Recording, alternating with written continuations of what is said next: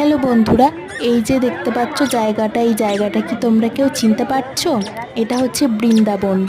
এখানে স্বয়ং শ্রীকৃষ্ণ বড় হয়েছে। শ্রীকৃষ্ণ, রাধারানী, নন্দের দুলাল শ্রীকৃষ্ণ।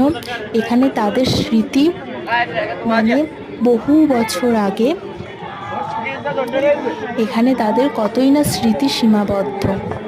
আর জায়গাটা খুবই সুন্দর।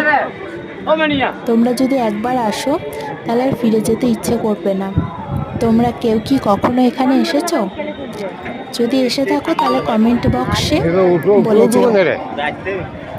আর এখানে প্রচুর রকম দেখার জিনিস আছে। আর জায়গাটা তো প্রচণ্ড বড়, আর কত বড় এরিয়া দেখতে পাচ্ছ, মানে সারাদিন হেঁটেও শেষ হবে না, এরকম একটা ব্যাপার।